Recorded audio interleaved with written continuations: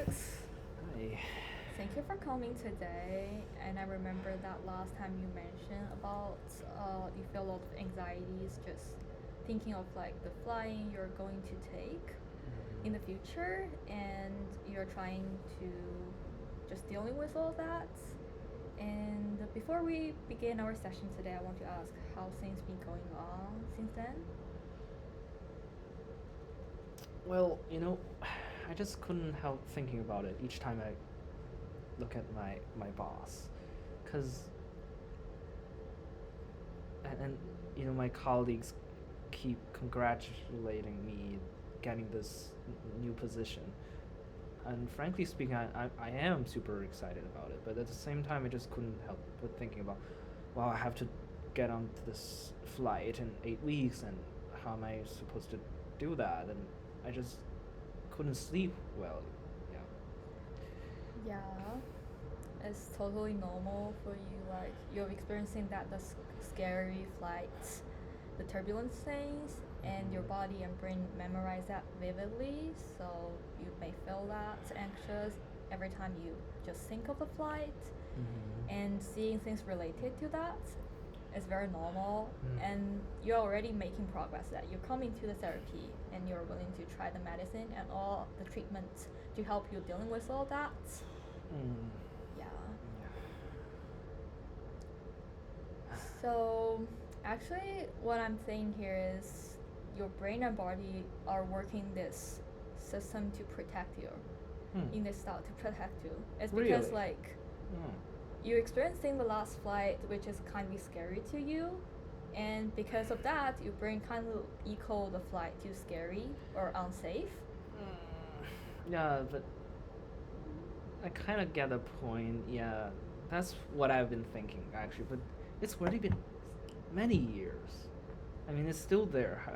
How is it possible? Like, why couldn't just like go away? And sometimes I think it's very irrational because I think I've told you before that I look up the flight stats, and based on the stats, everything seems to be fine. But as long as I'm in on the airplane, I'm starting to feel dizziness, and I just in the last minute I just couldn't do it. I have to get off.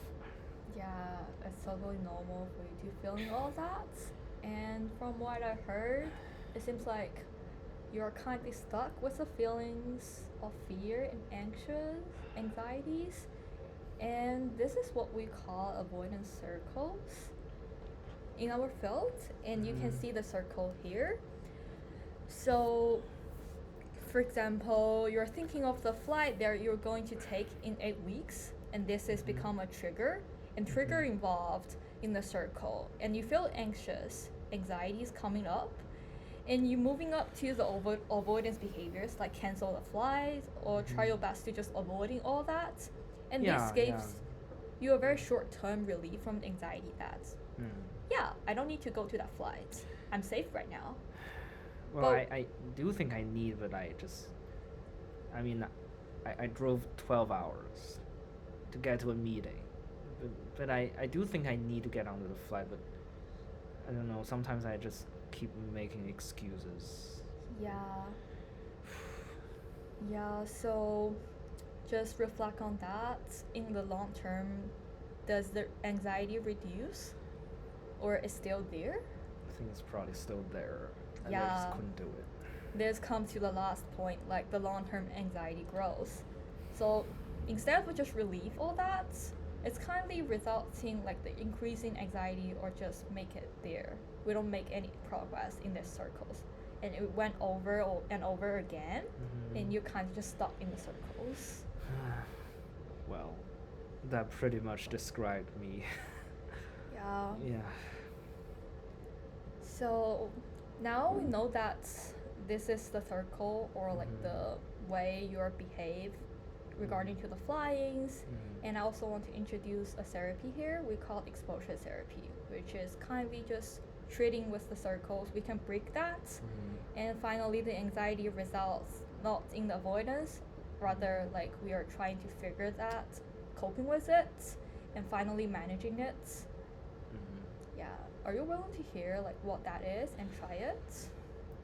Yeah, I kind of get a sense of, exposure, because I know that my friends did something like that when he has social anxiety. So yeah, Yeah. kind of get. Since you already have some sense of exposure therapy is, I just briefly introduce here as kind of a gradual and safe way exposure you to the thing that you're fear with. So in our case, it's a flying.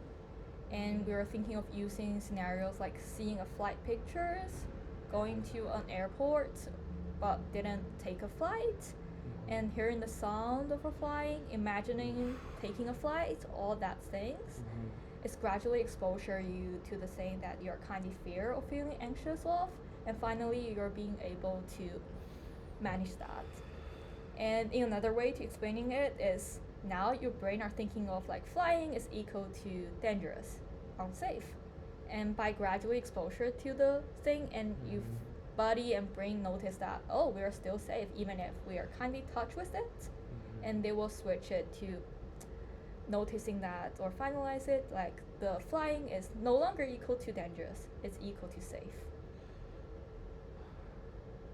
Yeah. But can I do this in 8 weeks?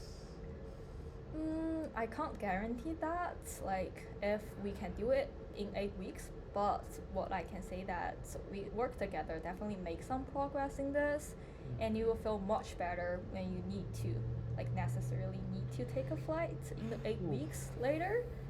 And yeah, and I know that you're very willing to contribute in it and like trying different treatments, and if we try it, I think we will make some progress. Yeah, it had better be working. Yeah. So in next sessions, maybe we can begin with build up a fear hierarchy together. So kindly just listing and scale all the things from the list scary to the most scary things. And we will try it gradually, exposure you gradually to the list scary thing to the most scary thing. Maybe just get on the plane. Okay. Yeah. So how do you feel for that? I mean, definitely feel a little bit anxious when you said that, getting onto a plane, because, it feels really far away from me. But I know that the deadline is in 8 weeks, so I also feel this push. But at the same time, I'm also kind of excited about it. Yeah. I've been trying lots of different things, self-medicated a little bit, but none of that worked. So Yeah. yeah, I'm willing to try anything that can make this happen in like 8 weeks. Actually, you've already tried a lot of things and you're highly motivated to do this. And the last thing is that you're not alone here. I'm here to support you, and your PCP is also there to support you with this. And we can work in together to make some difference or progress. Okay. Thank you. Okay. Yay!